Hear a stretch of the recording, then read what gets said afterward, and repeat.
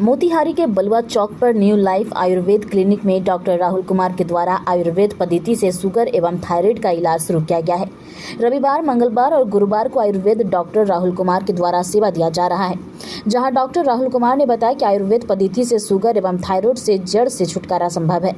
यहाँ बताते चले कि डॉक्टर राहुल कुमार नई दिल्ली से आयुर्वेद से पोस्ट ग्रेजुएट की शिक्षा प्राप्त कर अपनी जन्म धरती पर सेवा भावना से क्लिनिक खोल शुगर एवं थायराइड की गारंटी इलाज के साथ जड़ से छुटकारा दिलाकर लोगों को एक बार पुनः नई जिंदगी प्रदान करते हैं।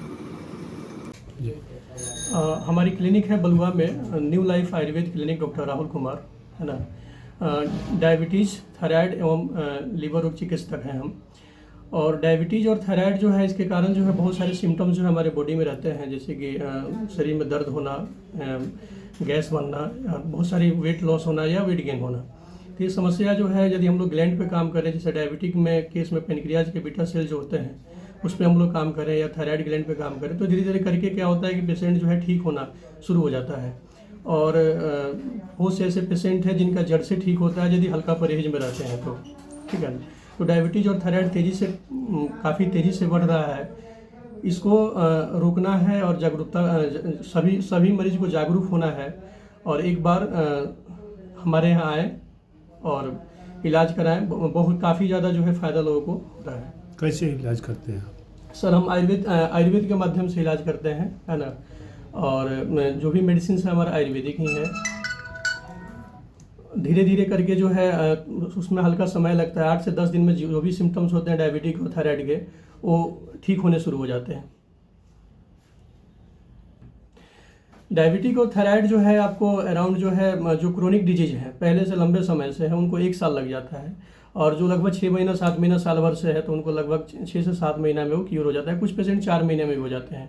बहुत से पेशेंट को तो मेटफॉर्मिन चालू कर देते हैं एलोपैथिक डॉक्टर, लेकिन उनको डायबिटिक होता भी नहीं है। थोड़ा बहुत सिम्टम्स आता है कि जैसे बीपी हल्का फ्लक्चुएट कर गया, वैसे ही डायबिटीज़ हल्का फ्लक्चुएट कर जाता है, ठीक है ना।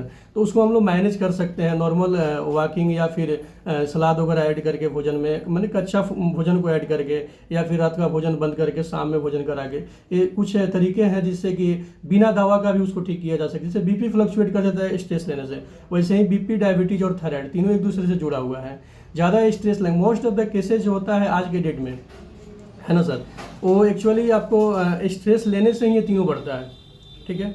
बहुत से पेशेंट का कंप्लेन आता है सब कुछ ठीक है, हम स्ट्रेस लेते हैं, बातचीत होती है, काउंसलिंग करते हैं, तो स्ट्रेस ही आता है। तो 90% केस अभी बीपी, डायबिटीज और थायराइड का जो है कोई स्ट्रेस है।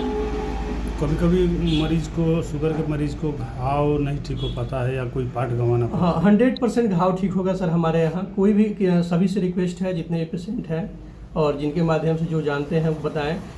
जो भी घाव होता है डायबिटीज़ की वजह से, होता है क्या है कि जैसे जैसे हम लोग साफ़ करते जाते हैं और खोखला होता जाता है, ठीक है ना। तो मांस भरेगा और घाव ठीक होगा। अंग काटने की आवश्यकता बिल्कुल भी नहीं है, वो 100% ठीक होगा, है ना। ऑन पेपर हम लोग लिख के दे भी सकते हैं कि हम लोग ठीक करेंगे।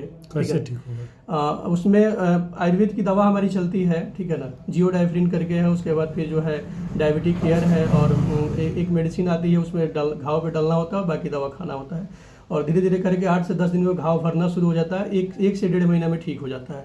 यानी अंग काटने की आवश्यकता बिल्कुल भी नहीं है।